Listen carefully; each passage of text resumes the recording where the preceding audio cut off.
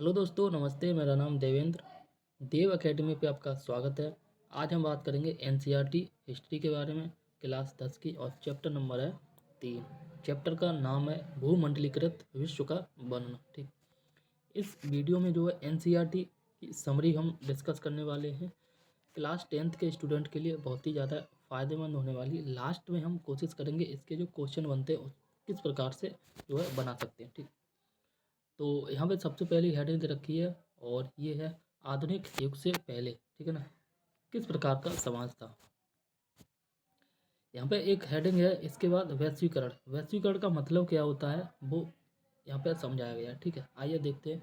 वैश्वीकरण एक आर्थिक प्रणाली है। आर्थिक मतलब एक ऐसी प्रणाली है जिसका संबंध पैसे से है। अर्थ का मतलब पैसा होता है। ठीक, और जो है व्यक्तियों, सामानों और नौकरियों का एक देश से दूसरे देश तक के स्थानांतरण को वैश्वीकरण कहते हैं।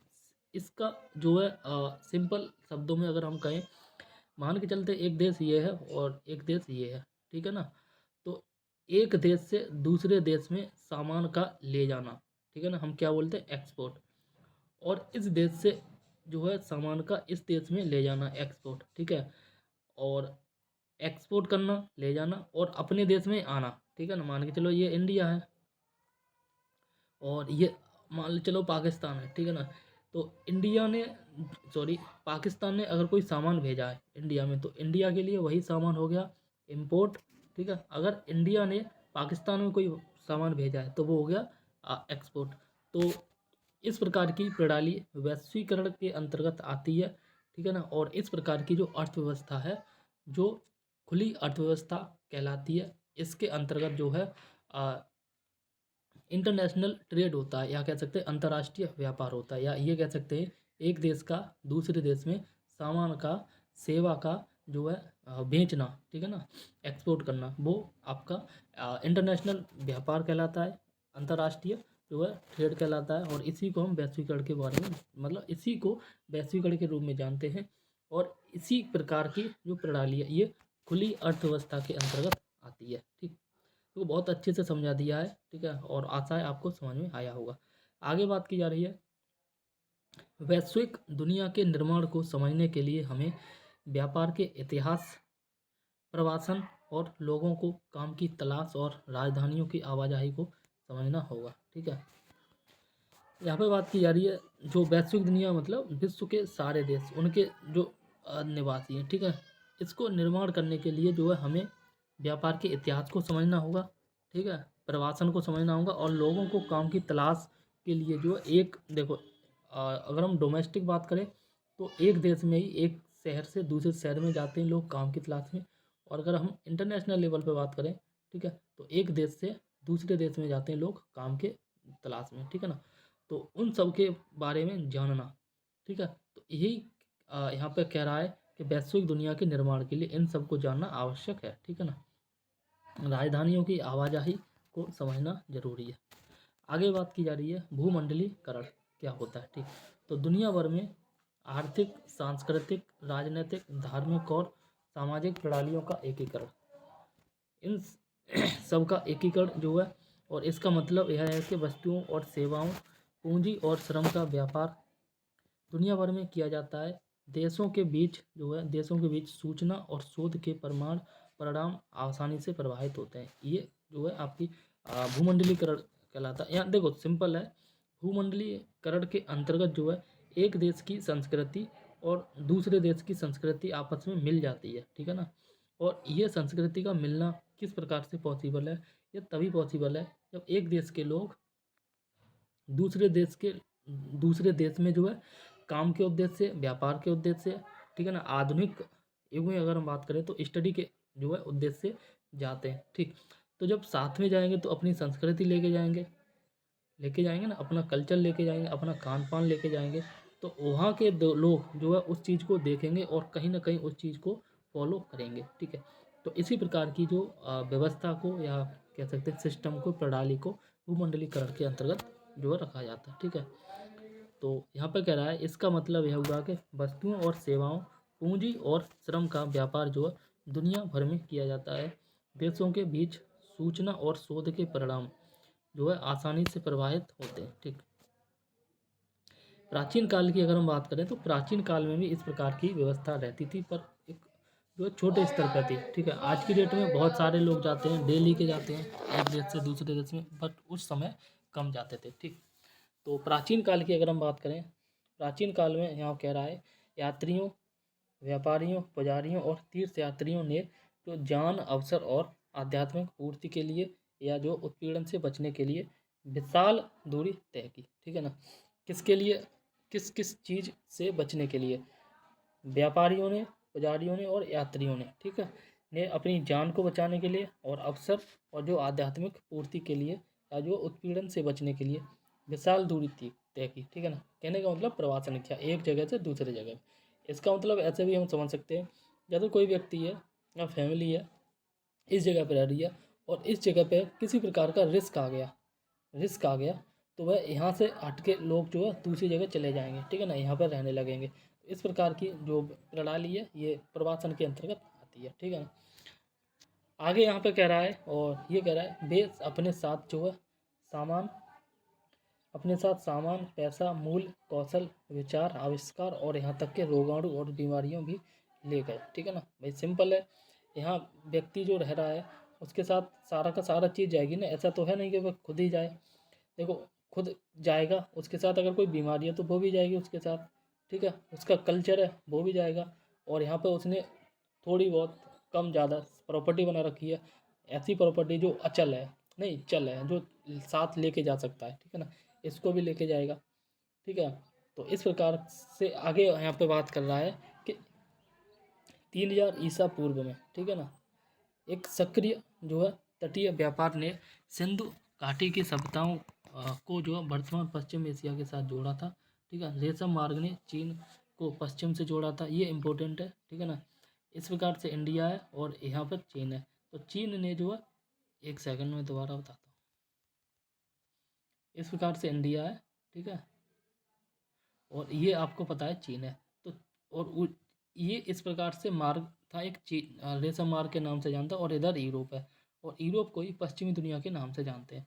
तो रेशम मार्ग के द्वारा चीन से जो है पश्चिमी दुनिया या ये कह सकते हैं यूरोप को कनेक्ट किया जाता था प्राचीन समय में। और रेशम मार्ग क्यों बोलते हैं? क्योंकि इस मार्ग से होकर जो है चीन से और पश्चिमी दुनिया यानी कि यूरोप में अधिक से अधिक रेशम का व्यापार होता था, इसलिए जो है रेशम मार्ग के नाम से फेमस है। ठीक, यहाँ पे बात की जा रही है 3000 ईसा पूर्व एक तक जो है एक सक्रिय तटीय व्यापार ने सिंधु घाटी की सभ्यताओं को वर्तमान पश्चिम एशिया के साथ जोड़ा था। रेशम मार्ग ने चीन को जो है जोड़ा था, और भोजन ने अमेरिका से यूरोप और एशिया की तीर्थ यात्रा की थी। नूडल्स सॉरी नूडल्स चीन से जो इटली की यात्रा करते हुए स्पेगेटी बन गया था। एंड आगे हम बात करें, यहाँ पे बात की जा रही है यूरोपीय विजेता अमेरिका में चेचक के रोगाणु ले गए। एक बार प्रस्तुत किए जाने के बाद जो यह महाद्वीप महाद्वीप में गहरे फैल गया था।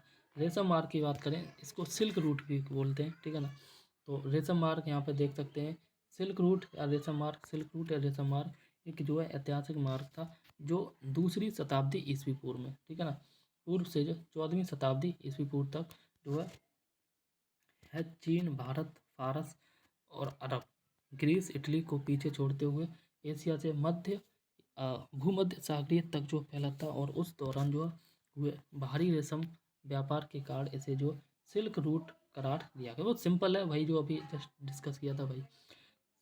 सिल्क मार्ग और रेशम मार्ग, ये मार्ग जो एशिया से यूरोप और उत्तरी अफ्रीका के साथ साथ जो अ, विश्व को जमीन और समुद्र दोनों से जोड़ता था। ठीक है ना, देखो एशिया से जो है यूरोप जोड़ता था और अफ्रीका का उत्तरी साइड, ऊपर का साइड जोड़ता था। ठीक है ना, रेशम मार्ग की बात करें तो इसकी जो है विशेषता क्या रही है? इस जो है सिल्क रूट से होकर जो चीन के बर्तन तथा दूसरे देशों तक जाते थे। ठीक है ना, एंड मतलब रेशम मार्ग से जो है किस किस प्रकार की जो है व्यापार किए जाते थे? विशेष रूप से तो रेशम का व्यापार कर किया जाता था। ठीक है ना, इसके साथ जो अन्य व्यापार, अन्य वस्तुओं का भी व्यापार किया जाता था एशिया से इधर यूरोप, और यूरोप के साथ साथ उत्तरी अफ्रीका में। ठीक है, इसी जो है प्रकार यूरोप से एशिया तक सोना और चांदी, सिल्क इसी रूट से जाते थे। ठीक है ना, सिल्क रूट यानी कि रेशम मार्ग के रास्ते ही जो है ईसाई, इस्लाम और बौद्ध धर्म जो है दुनिया के विभिन्न भागों में पहुंच पाए थे। रेशम मार्गों को दुनिया के सबसे दूर के हिस्सों को जोड़ने वाला सबसे महत्वपूर्ण मार्ग जाना जाता था। क्रिश्चियन युग से पहले जो है सिल्क रूट या रेशम मार्ग में अस्तित्व में थे और जो 15वीं शताब्दी तक जो है विकसित हुए थे। रेशम मार्ग या ये कह सकते हैं रूट दुनिया, ठीक है ना, के विभिन्न हिस्सों के जो है बीच व्यापार और सांस्कृतिक संबंधों का एक बड़ा स्रोत साबित हुआ था। ठीक, भोजन की यात्रा की बात करें और यहाँ पे बात की जा रही है स्पैगेटी और आलू। ठीक है, स्पैगेटी कोई उस समय जो है खाने की सामग्री रही होगी, उसके बारे में बात की जा रही है। नूडल जो है चीन की देन है, जो आज की डेट में इंडिया में भी बहुत ज़्यादा प्रचलित है। ठीक है ना, फास्ट फूड के अंतर्गत आता है।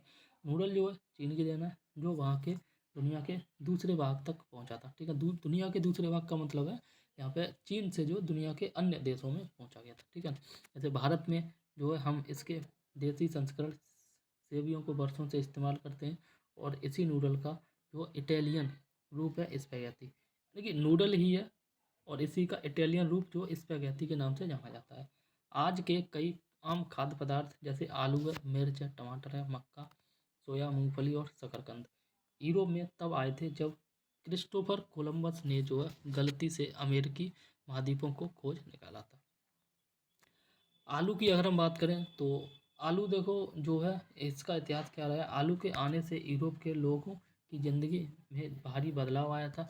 आलू के आने के बाद ही जो है यूरोप के लोग इस स्थिति में आ पाए थे कि बेहतर खाना खा सकें और अधिक दिन तक जो है जी सकें। ठीक है, आयरलैंड के किसान जो है आलू पर इतने अधिक निर्भर हो चुके थे कि 1840 ईस्वी के दशक के मध्य में किसी बीमारी से आलू की फसल तबाह हो गई थी तथा जो कई लाख लोग भूख से मारे गए थे।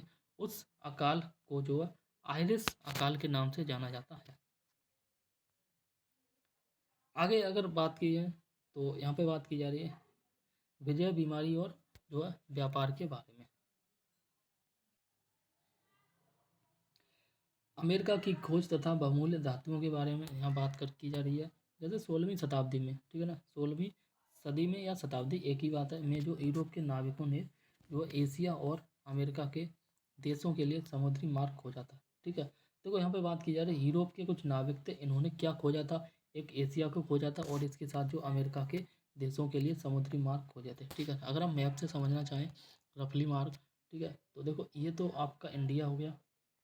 ठीक है, और इधर से इस प्रकार से पूरा ये तुम्हारा क्या हो गया, इस प्रकार से एशिया हो गया। ठीक है, इधर तुम्हारा यूरोप हो गया और इधर जो है तुम्हारा क्या हो गया, अफ्रीका। ठीक है, अब क्या होता था, जो यूरोप के लोग थे मानसिक रूप से उस समय जो है ना तेज थे। ठीक है ना, यूरोप के कुछ नाविक थे यानी कि नाव चलाने वाले थे, उन्होंने जो है इस प्रकार से घूम के अफ्रीका का पूरा चक्कर लगा के जो है इंडिया का मार्ग खोजा था। वो बाई मिस्टेक खोजा था, एक्चुअली वे अमेरिका को खोजने के लिए निकले। ठीक है ना, तो वो आ गए इधर, ठीक है ना, अफ्रीका का, और मिल गया उन्हें इंडिया। ठीक है, जबकि उन्हें जाना था इधर आगे पश्चिम की साइड जाना था, और इधर आपको पता ही होगा ये तुम्हारा हो गया आपका नॉर्थ अमेरिका और ये हो गया आपका साउथ अमेरिका। ठीक है ना, तो नॉर्थ अमेरिका में जाके जो है इस प्रकार से खो जाता, तो इसलिए जो है यहाँ पे बात की जा रही है यूरोप के नाविकों ने जो है एशिया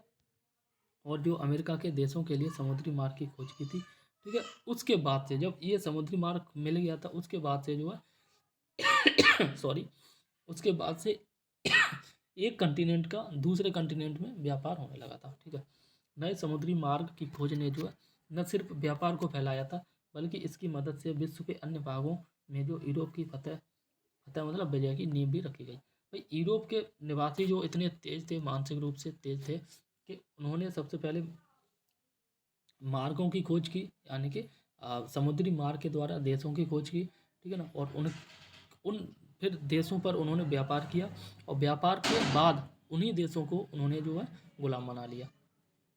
ठीक है, तो यहाँ पे आगे बात करें, अमेरिका के पास जो खनिज का अकूत भंडार था, खनिज का बहुत अधिक भंडार था, और इसी महाद्वीप में अनाज भी जो है प्रचुर मात्रा में था। किसमें, अमेरिका में। अमेरिका के अनाज और खनिजों ने दुनिया के अन्य भागों के लोगों का जो है जीवन पूरी तरह से बदल दिया था। आगे यहाँ पे बात की जा रही है विजेताओं द्वारा जो है चेचक के कीटाणुओं का प्रयोग करना, ठीक है ना। जो विजेता थे, ठीक है ना, जो जो लोग जो है ना विजय हो चुके थे, उनके द्वारा जो है चेचक के कीटाणुओं का प्रयोग किया गया, यानी कि युद्ध में कीटाणुओं का प्रयोग किया गया, जिससे कि दुश्मन देश आसानी से हार सके। 16वीं सदी के मध्य तक पुर्तगाल और स्पेन के द्वारा जो अमेरिकी उपनिवेशों की अहम जो है शुरुआत हो चुकी थी, लेकिन यूरोपियन की यह जीत जो है किसी अधिकार के कारण नहीं थी, बल्कि एक बीमारी के जो है एक बीमारी के संभव हो पाई थी। यूरोप के लोगों पर जो है चेचक का आक्रमण पहले ही हो चुका था, और इसीलिए उन्होंने जो है इस बीमारी के खिलाफ जो है प्रतिरोधन क्षमता विकसित कर ली थी, ठीक है। आगे यहाँ पे बात की जा रही है, लेकिन जो है अमेरिका जो है तब तक दुनिया के अन्य भागों से अलग अलग थलग था, इसलिए जो अमेरिकियों के शरीर में इस बीमारी से लड़ने के लिए प्रतिरोधन क्षमता नहीं थी। जब यूरोप के लोग वहाँ पहुँचे, ठीक है, तो वे अपने साथ जो चेचक के जीवाणु भी ले गए थे। इसका परिणाम यह हुआ कि चेचक ने जो है अमेरिका के कुछ भागों की पूरी जो है आबादी साफ कर दी थी, तथा इस जो है यूरोपियन आसानी से जो है अमेरिका पर जीत हासिल कर ली, ठीक है।